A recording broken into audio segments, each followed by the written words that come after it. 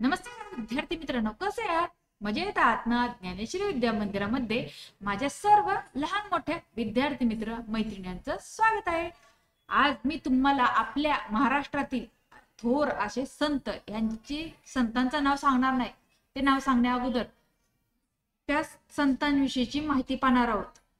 पण ते माहिती सांगण्या अगोदर तुम्ही जर आतापर्यंत आपल्या ज्ञानेश्वरी विद्या मंदिराला सबस्क्राईब केलं नसेल तर सबस्क्राईब करा व सबस्क्राईब समोर जे नोटिफिकेशन आहे त्याला हिट करा, जेणेकरून आपल्या चॅनलवरती अपलोड होणारे नवनवीन व्हिडिओज तुम्हाला पाहायला मिळतील।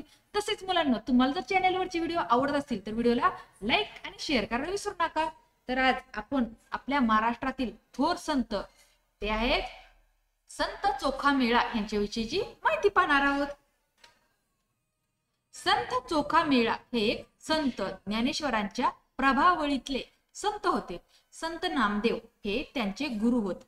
तत्कालीन सामाजिक विषमतेमुळे चोखामेळा भरभरून निघाले। ते शूद्र, अतिशूद्र, गावगाडा, समाज जीवन, भौतिक व्यवहार, उच्च नीचता व वर्ण व्यवस्था यांच्या विळख्यात अडकले। संत चोखामेळा हे प्रापंचिक गृहस्थ, ते उदरनिर्वाहासाठी मोलमजुरी करत, पण ते विठ्ठलाच्या नामात सतत दंग असत। गावगाड्यातील शिवाशिवीच्या वातावरणात त्यांचा श्वास कोंडला जात होता। दैन्य, दारिद्र्य, वैकल्प्य यामुळे ते लौकिक जीवनात अस्वस्थ होते, परंतु प्रत्यक्ष परमेश्वराने त्यांना जवळ केले। त्यांना संत संग लाभला। त्यांना मंदिरात प्रवेश नव्हता।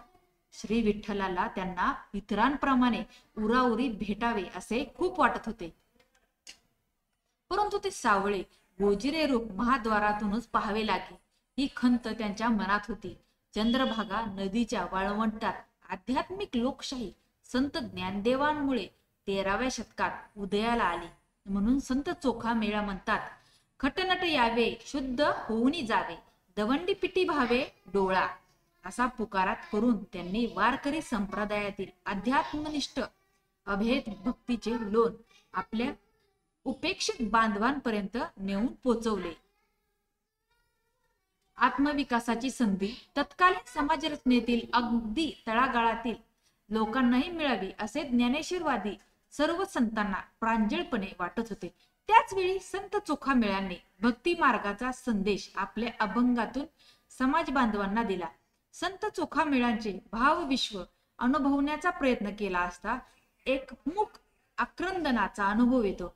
संस्कार संपन्न, संवेदनक्षम, भक्तिप्रवण, आत्मनिष्ठ व्यक्तिमत्वाच्या चोखामेळ्यांच्या रचनातून त्यांच्या आंतरिक वेदनांचे सूर छेडलेले जाणवतात।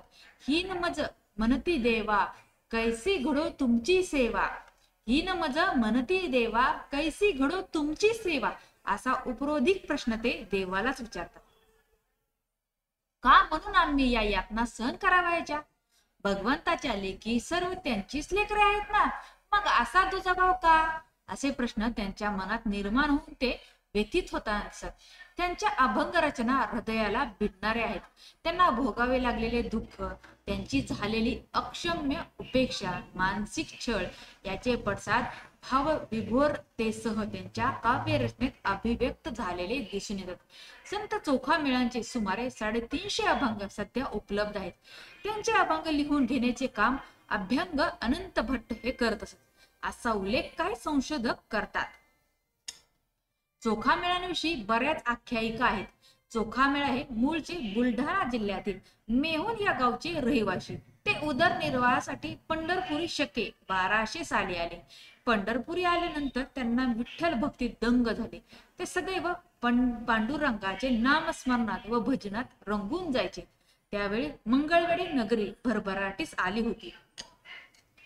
शके 1260 ला मंगळवेढ्यातील वेशीच्या तटाची भिंत कोसळली होती व तिचे बांधकाम करण्यासाठी पंढरपूरचे मजूर आणण्यासाठी दूत पंढरपुरी आला आणि त्या मजुरासोबत चोखामेळा तटाच्या भिंतीचे बांधकाम करण्यासाठी सहकुटुंब मंगळवेढ्यात आले। संत चोखामेळा हे प्रापंचिक गृहस्थ, ते उदरनिर्वाहासाठी मोलमजुरी करत, पण ते विठ्ठलाच्या नामात सतत दंग होते। त्यांच्या कुटुंबातील सर्वच जण हरिभक्ती पारायण करत होते।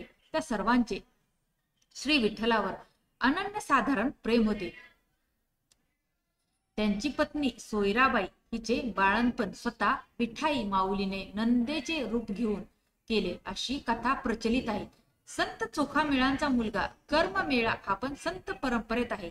सोयराबाई व कर्ममेळा यांच्याही काही सुंदर अभंग रचना आहेत. संत चोखामेळांचे मेहुणे बंका महार व बहीण निर्मळा यांच्याही काही उत्तम रचना आहेत. संत चोखामेळांच्या भक्तीची उंची फार मोठी होती. ते स्वतःला विठू पाटलाचा बोलुतेदार म्हणून समजत असत. गावगाड्यातील शिवाशिवीच्या वातावरणात त्यांचा श्वास कोंडला जात होता. दैन्य, दारिद्र्य, वैफल्य यामुळे ते लौकिक जीवनात अस्वस्थ होते. किल्ल्याच्या पूर्वेकडील वेशीचे बांधकाम चालू असता ते एकाएकी कोसळले व त्याखाली श्री चोखामेळा राया आणि अनेक मजूर मयत झाले. ही घटना शके 1260 म्हणजे इसवी सन 1338 मध्ये वैशाख वद्य पंचमीस झाली. पुढे श्री संत नामदेव महाराज हे मंगळवेढ्यास आले व ज्या अस्थीमधून विठ्ठल विठ्ठल असा आवाज होता त्या अस्थी श्री चोखामेळा रायाच्या आहेत असे ओळखून त्यांनी त्या पंढरपुरी विठ्ठल मंदिरापुढे सध्या नामदेव पायरी जवळ समाधी बांधली. तर अशा प्रकारे आपण आज संत चोखामेळा या विठ्ठलाच्या निस्सीम भक्ताविषयीची माहिती पाहिली. जर तुम्हाला आजची माहिती आवडली असेल तर माहितीला जास्त शेअर करा. चॅनलवर नवीन असताना चॅनलला सबस्क्राईब करा. धन्यवाद.